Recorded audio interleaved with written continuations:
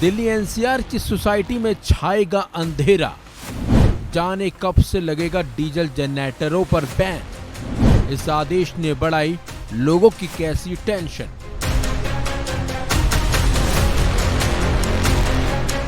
Delhi NCR में वायु प्रदूषण न सिर्फ बढ़ रहा है बल्कि घातक भी होता जा रहा है। वहीं अब वायु प्रदूषण को रोकने के लिए न सिर्फ बड़ा कदम उठाए जाने की तैयारी चल रही है बल्कि सख्ती भी की गई है। दरअसल दिल्ली एनसीआर में डीजल से चलने वाले जनरेटरों को लेकर एक बड़ा फैसला लिया गया है। बल्कि 1 अक्टूबर से डीजल से चलने वाले जनरेटरों पर पूरी तरह से बैन लगा दिया गया है। ये फैसला वायु प्रदूषण को कंट्रोल करने के मकसद से वायु गुणवत्ता प्रबंधन आयोग ने लिया है। जरूरी सेवाओं को डीजी सेट चलाने की मिली छूट को भी अब खत्म कर दिया गया है। 30 सितंबर के बाद से credit response action plan grab के दौरान भी ऐसी सेवाओं को मिलने वाली छूट वापस ले ली गई है। सीक्यूएम ने अब तक आवश्यक सेवाओं के तहत मानकों के अनुसार डीजी सेट प्रतिबंधित आधार पर चलाने की अनुमति दी थी, लेकिन अब इस पर पूरी तरह से रोक लगा दी गई है। सीक्यूएम ने कहा कि 30 सितंबर तक सभी हितधारकों को अपने डीजल जनरेटर को बदलना होगा या फिर उनमें बदलाव करने के मान्यता प्राप्त गैस किट लगानी होगी, ताकि इससे होने वाले वायु प्रदूषण पर लगाम लगाई जा सके।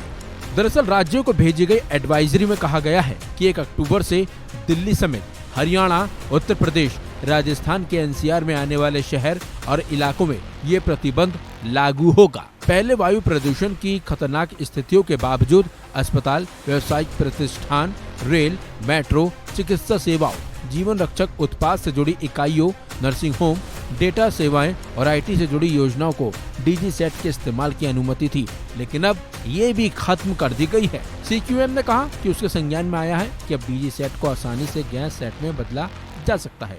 इसके लिए मान्यता प्राप्त किट बाजार में उपलब्ध है। ऐसे में आयोग का मानना है कि जुलाई से अगस्त के बीच आसानी से संबंधित पक्ष जनरेटर बदल सकते हैं या उन्हें गैस चालित बना सकते हैं। इसमें यह भी कहा गया है कि बड़े रिहायशी, व्यावसायिक और औद्योगिक इलाकों में सिर्फ गैस से चलने वाले जनरेटर ही चलेंगे। जहां गैस लाइन नहीं है वहां सिलेंडर के जरिए गैस की आपूर्ति सुनिश्चित की जाएगी। वायु गुणवत्ता प्रबंधन आयोग के सदस्य और संयुक्त सचिव अरविंद कुमार नौटियाल ने कहा है कि वायु गुणवत्ता आयोग की प्राथमिकता दिल्ली समेत पूरे एनसीआर के लोगों को साफ हवा दिलाने की है। इसके लिए ये जरूरी सख्त कदम उठाए गए हैं, लेकिन कहीं न कहीं ये सख्ती थोड़े दिन के लिए लोगों के लिए परेशानी खड़ी कर सकती है। इस खबर में बस इतना ही। अपडेट्स के लिए बने रहिए वन इंडिया हिंदी के साथ।